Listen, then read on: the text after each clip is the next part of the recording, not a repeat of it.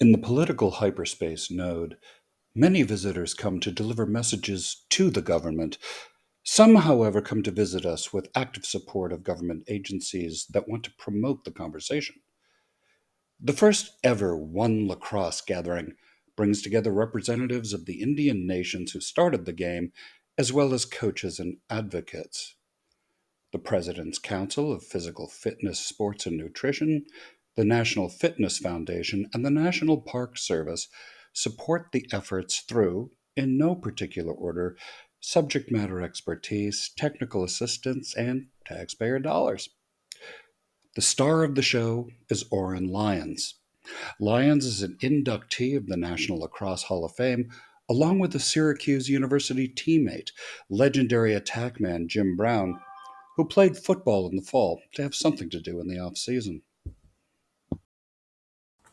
This is Oren Lyons today, 94 years old, a war veteran, and elder of the Haudenosaunee Confederacy, specifically the Iroquois Nation. Wood, all the trees in the world. That's what this stick represents in the medicine. All the trees in the world.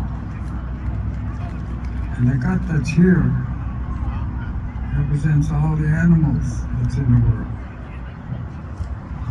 And the weave that's in here, that represents your teams. It represents your cooperation, your community. That's here. So there's a whole lot in this stick. And so when we have a medicine game, then it's a whole different thing. Can't show up with any of that Tupperware. When the Confederacy competes in the World Lacrosse Tournament, or if they get an entry into the next Olympics, they cannot play with their traditional sticks. With the bankruptcy of Tupperware, they may need to get a new supplier. And Lyons knows how to ask the key questions. Polyhydro. The Political Hyperspace Node. So, did I happen to mention that the government is involved? So we are the National Fitness Foundation. We are the congressionally chartered nonprofit that supports the work of the President's Council on Sports, Fitness, and Nutrition. The last word of the title of the President's Council is nutrition, not softball. So, they have to include some culturally appropriate food. And jerky. All right. This is buffalo. This is food. And where are? Okay. I'm sorry. The Sichangu Nation. Yeah. Was that decent? Was correct. Yes, that was correct. Woo! Awesome. Yes. Where's that nation located?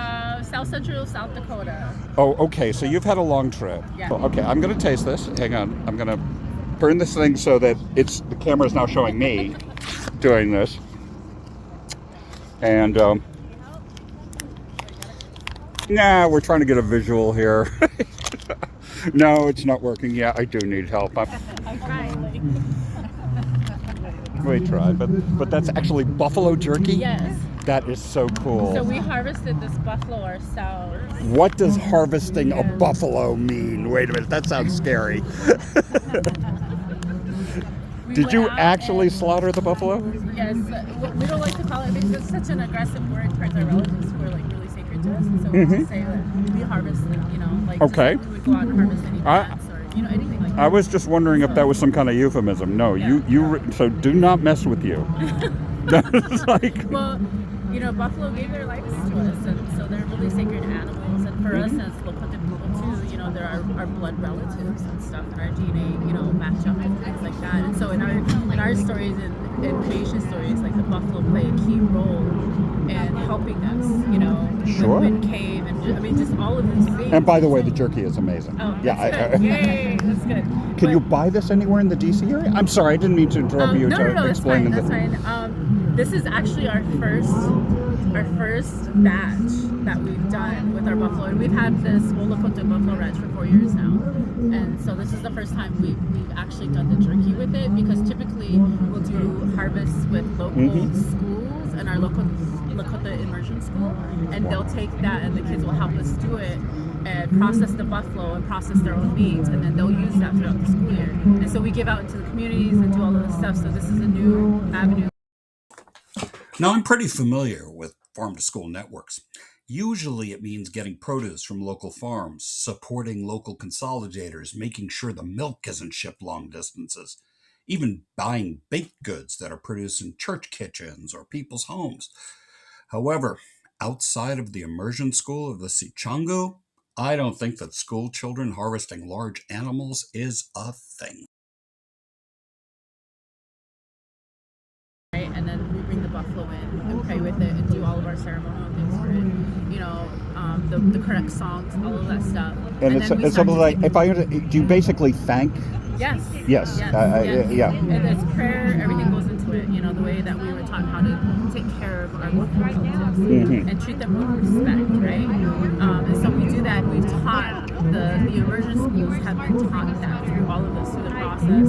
They know how to do their buffalo songs now. There's like this whole food sovereignty with language and all the stuff that goes into all of this. And then they sit there and they actually help cut the meat up into roasts, into stew meat, and then we have, what are they called? So this is actually a variety of different. So this is representative of her and her food sovereignty, and so some of this comes from different places.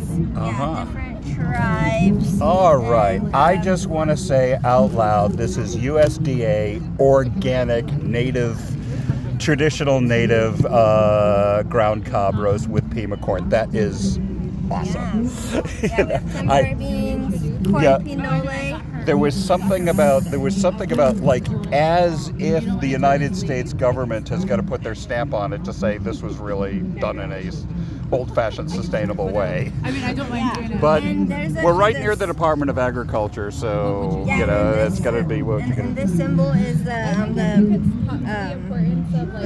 intertribal agricultural council. So it's like a seal that is for it